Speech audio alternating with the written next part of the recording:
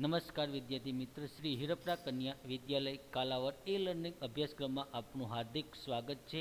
ધોરણ 11 કોમર્સ વિષય નામાના મૂળ તત્વો ભાગ 2 એમાં પ્રકરણ નંબર 5 ધંધાકીય એકમોમાં નાણાકીય એટલે કે હિસાબી પત્રકો એના વિશે ચર્ચા કરવાના છીએ। તો છેલ્લે આપણે પાકા સરવૈયાની કઈ રીતે મિલકત લેના અને જવાબદારી બાબતની વિગતો જાણી। આજે આપણે પાકા સરવૈયાનો નમૂનો જોશું।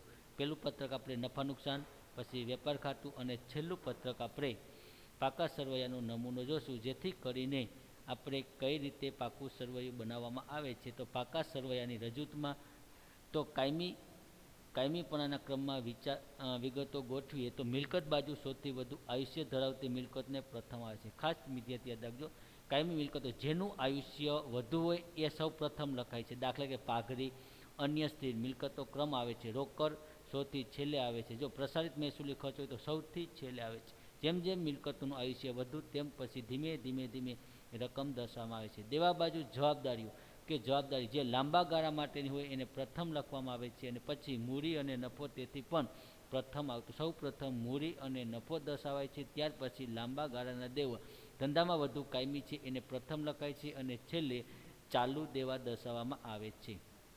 પ્રવાહિતાના ક્રમમાં વિગતો ગોઠવીએ તો સામાન્ય રીતે આ ક્રમમાં કાયમીપણાના ક્રમની તદ્દન વિપરીત હોય છે। મિલકતોમાં પ્રવાહિતાને આધારે રોકડ અને બેંક સિલક પ્રથમ આવે છે, ત્યારબાદ અન્ય ચાલુ મિલકતો અને ત્યારબાદ કાયમી મિલકતો દર્શાવવામાં આવે છે। પ્રવાહિતા ક્રમની વિગતોની ગોઠવણી આ રીતે થતી જોવા મળે। આપણે મોટાભાગે ઉપરની જે કાયમી મિલકતની ગોઠવણી રહી એનો અભ્યાસ સૌથી વધુ કરવાનો છે। દેવાદારી અને જવાબદારી બાજુ સૌપ્રથમ દેવું ચૂકવવામાં આવે છે, પ્રથમ આવે છે અને ત્યારબાદ લાંબા ગાળાનું દેવું એટલે કે સૌથી છેલ્લે મૂડી દર્શાવવામાં આવે છે। તો સામાન્ય રીતે પાકું સરવૈયું મોટાભાગના એકમો કાયમીપણાના ક્રમમાં તૈયાર કરવામાં આવતું જોવા મળે છે। બેંક અને સરાફી પેઢીઓ માટે પ્રવાહિતાનો ક્રમ વધુ યોગ્ય ગણાય છે। કંપની પેઢી હોય તો આ કાયમી મિલકતના પ્રમાણે પાકું સરવૈયું બનાવે છે, જ્યારે બેંક અને સરાફી પેઢી હોય તો એ સામાન્ય રીતે પ્રવાહી ક્રમના મિલકતોની ને પાકું સરવૈયું બનાવે છે। પાકું સરવૈયું ખાતું ન હોવાથી તેમાંથી ખાતાઓની આખરો શોધી શકાતી નથી। ખાસ વિદ્યાર્થી મિત્રો યાદ રાખજો કે પાકું સરવૈયું ખાતું નથી, ખાતું હોય તો જ એની બાકી છે। પાકું સરવૈયું પત્રક હોવાને કારણેથી તેની કોઈ આખરની બાકી શોધવામાં આવતી નથી। તો કાયમીપણાના ક્રમમાં શું દર્શાવે છે તો મૂડી દેવા બાજુ સૌપ્રથમ મૂડી, બિનચાલુ દેવા અને ચાલુ દેવા, જ્યારે મિલકત બાજુમાં બિનચાલુ મિલકતો, ચાલુ મિલકતો અને લોન અને ધિરાણ, અવાસ્તવિક મિલકતો। અને પ્રવાહિતાની અંદર આનાથી ઊંધું જોવા મળે છે, ઊંધે ચાલુ દેવા, બિનચાલુ દેવા અને મૂડી, જ્યારે મિલકત લેના બાજુ ચાલુ મિલકતો અને બિનચાલુ મિલકતો દર્શાવવામાં આવે છે। તો હવે આપણે પાકા સરવૈયાનો નમૂનો ખાસ રીતે જોઈએ કે પાકું સરવૈયું કઈ રીતે બનાવાય છે। મોટા ભાગે પાકું સરવૈયું વૈયક્તિક માલિકી પેઢી, ભાગીદારી પેઢીના પાકા સરવૈયાના નમૂનો આપવામાં આવેલો નથી, પરંતુ કંપની ધારા 2013ની માં પાકા સરવૈયાનો નમૂનો ઉતારાને ધ્યાનમાં રાખી અને પાકા સરવૈયાનો નમૂનો તૈયાર કરવામાં આવ્યો છે। મોટા ભાગે આપણે પાકું સરવૈયું 2013માં કંપની ધારાની જોગવાઈ અનુસાર તૈયાર કરવામાં આવે છે। એના આધારે દરેક કંપની રહે એ આ રીતે પાકું સરવૈયું, અત્યારે વર્તમાન પરિસ્થિતિમાં મોટાભાગે કોમ્પ્યુટર દ્વારા પાકું સરવૈયું તૈયાર કરવામાં આવે છે। તો વિદ્યાર્થી મિત્રો, આ પણ તમારે પાકા ચોપડામાં લખવાનું છે। બે ખાતા આપણે લખી લીધા છે, એક વેપાર ખાતું અને નફા નુકસાન ખાતું, અને ત્રીજું ખાતું આજે શીખવાનું છે।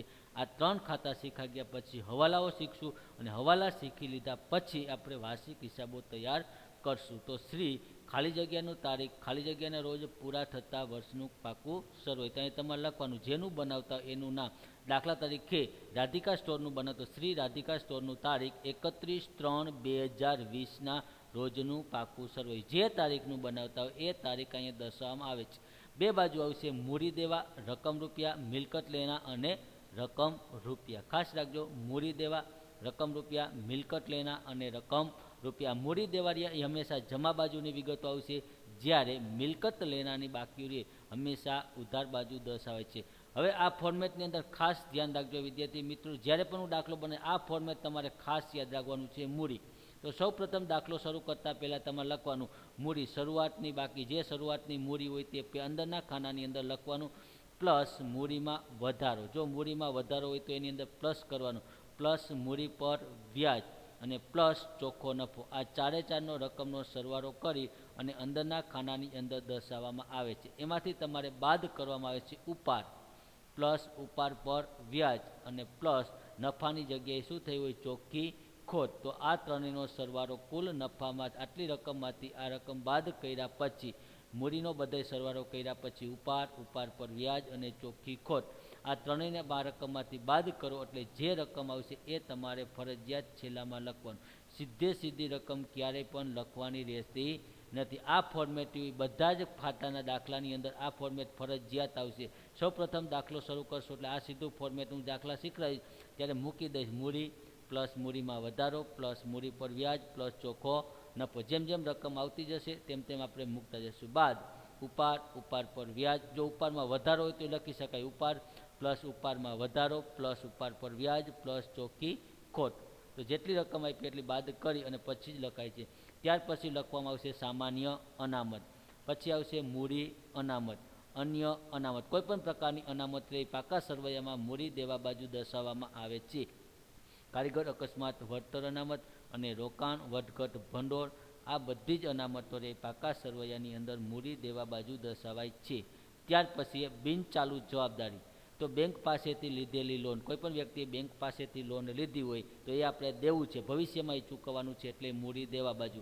અન્ય નાણાકીય સંસ્થા પાસેથી લીધેલી લોન, પછી બાંધી મુદતની થાપણો અને સગા સંબંધી મિત્રો પાસેથી લીધેલી લોન. તો આ બધી જે લોનો રહ્યો એ પણ પાકા સરવૈયામાં મૂડી દેવા બાજુ દર્શાવાય છે.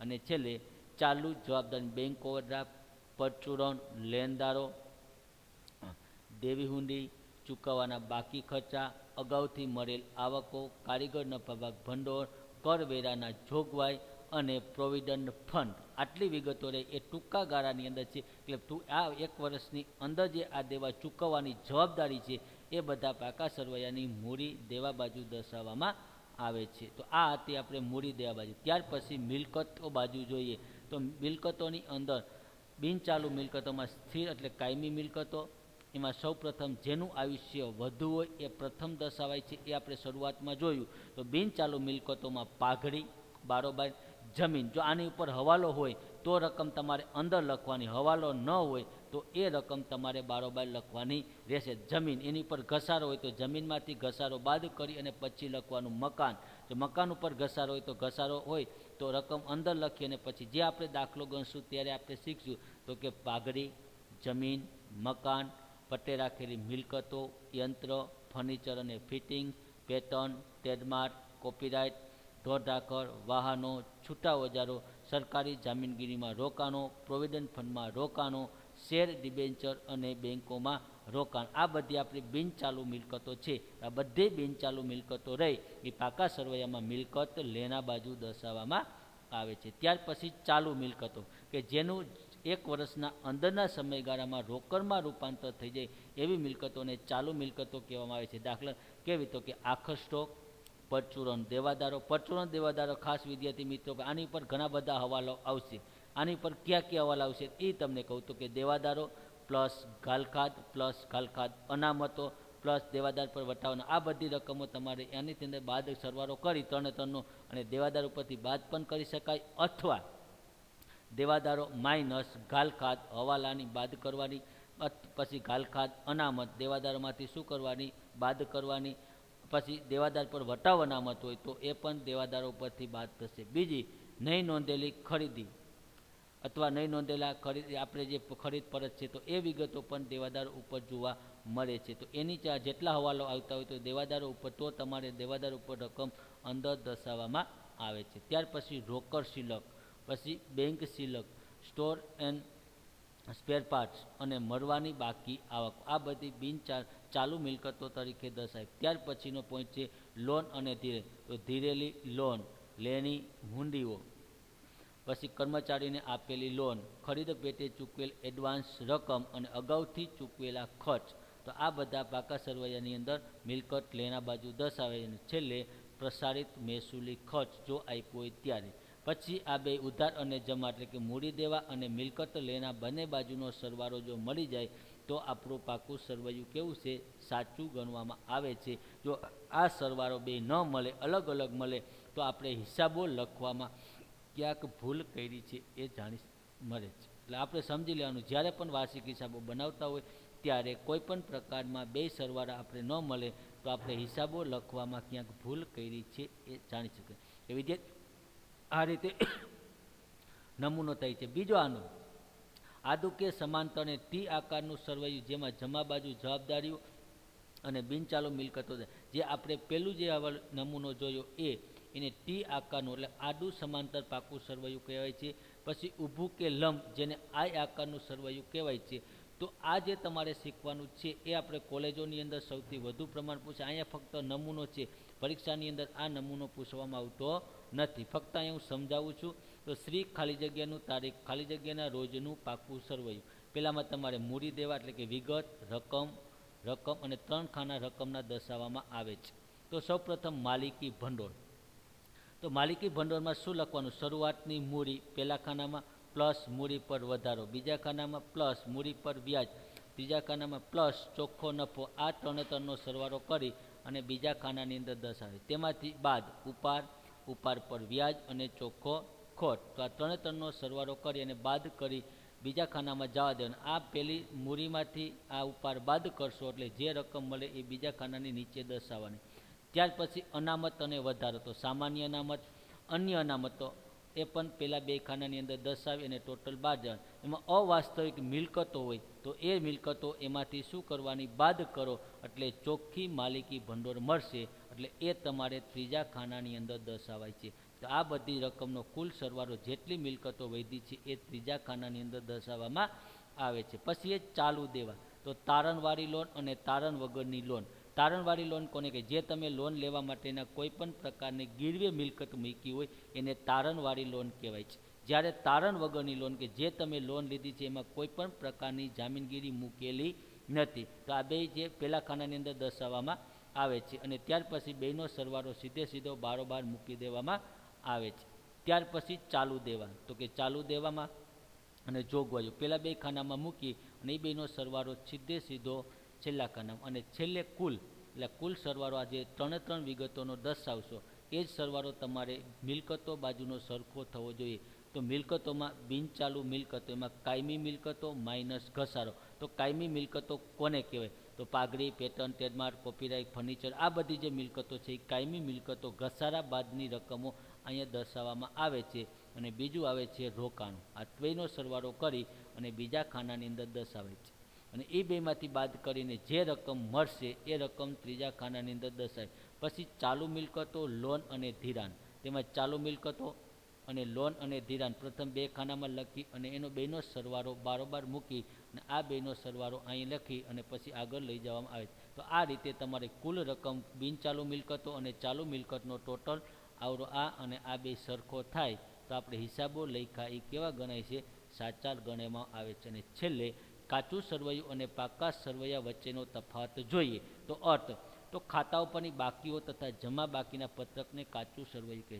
ખાતાઓની બાકીઓ ઉપરથી ઉધાર બાજુ અને જમા બાજુમાં જે પત્રક તૈયાર કરવામાં આવે છે એને કાચું સરવૈયું કહેવાય છે. જ્યારે ચોક્કસ તારીખે ધંધાની આર્થિક સ્થિતિ, પાકું સરવૈયું ધંધાની આર્થિક સ્થિતિ જાણવા માટે દર્શાવતા માટે જે પત્રક તૈયાર કરવામાં આવે છે એ પત્રકને પાકું સરવૈયું કહેવામાં આવે છે. ઉદ્દેશ ગાણિતિક દર્શે હિસાબો સાચા છે કે નહીં તે તપાસવા કાચું સરવૈયું તૈયાર કરવામાં. કાચા સરવૈયું આપણે હિસાબો લખ્યા છે એ સાચા છે કે ખોટા એ જાણવા માટે. જ્યારે પાકું સરવૈયું ધંધાની આર્થિક પરિસ્થિતિ કેવી છે, આર્થિક પરિસ્થિતિ દર્શાવવા માટે જ પાકું સરવૈયું તૈયાર કરવામાં આવે છે. તૈયાર કરવાનો સમય. કાચું સરવૈયું વાર્ષિક હિસાબો તૈયાર કરતા પહેલા અથવા એક કરતાં વધુ વખત ચકાસણી માટે પણ આપણે તૈયાર કરી શકાય છે. જ્યારે પાકું સરવૈયું વર્ષના અંતે એક જ વખત તૈયાર કરવામાં આવે છે. તે વાર્ષિક હિસાબનો એક શું કહેવાય છે? ભાગ. બાજુઓ. કાચા સરવૈયા ઉધાર બાકીઓ અને જમા બાકીઓ જોવા મળે છે. જ્યારે પાકા સરવૈયામાં મૂડી દેવા અને મિલકત લેના બે બાજુ દર્શાવવામાં આવે છે. તો દર્શાવવામાં આવતી વિગતો. કાચા સરવૈયામાં વ્યક્તિ ખાતા, માલ મિલકત ખાતા, ઉપજ ખર્ચ ખાતા એમ બધા જ ખાતાઓની બાકીઓ દર્શાવવામાં આવે છે. ખાસ યાદ રાખજો, કાચા સરવૈયામાં વ્યક્તિ ખાતા, માલ મિલકત અને ઉપજ ખર્ચ ખાતા એમ બધા જ ખાતાઓ દર્શાવાય છે. જ્યારે પાકા સરવૈયા માત્ર ને માત્ર વ્યક્તિ ખાતાઓ અને મિલકત ખાતાની બાકીઓ જ દર્શાવવામાં આવે છે. જરૂરિયાત. તો કાચું સરવૈયું તૈયાર કરવું જરૂરિયાત નથી, જ્યારે પાકું સરવૈયું તૈયાર કરવું જરૂરી છે. કંપની ધારા 2013ની કરની જોગવાઈ અનુસાર એના નિયમિત ફોર્મેટને આધારે પાકું સરવૈયું તૈયાર કરવું કેવું છે, ફરજિયાત છે. હેતુઓ તો કાચું સરવૈયાનો કોઈ ચોક્કસ તબકે હવાલાની અસર આપ્યા વગર તૈયાર કરવામાં આવે છે. હવાલાની અસર તો કાચું સરવૈયું એમાં હવાલાની અસર આપવામાં આવતી નથી, જ્યારે પાકું સરવૈયાની હવાલાની અસર આપ્યા વગર તૈયાર કરી શકાતું નથી. અને કાચા સરવૈયો ચોખ્ખો નફો કે ચોખ્ખો નફો કે ચોખ્ખી ખોટની માહિતી કાચા સરવૈયાને આધારે આપી શકાતી નથી, જ્યારે ચોખ્ખો નફો કે ચોખ્ખી ખોટની માહિતી પાકા સરવૈયા ઉપરને આધારે આપી શકીએ છીએ. તો આ હતો એનો નમૂનો. નેક્સ્ટ પીરિયડની અંદર વિદ્યાર્થી મિત્રો આના હવાલાઓ કઈ રીતે શીખાય એની વિશે ચર્ચા કરશું. ત્યાં સુધી ઘરમાં રહો, સુરક્ષિત રહો. અસ્તુ.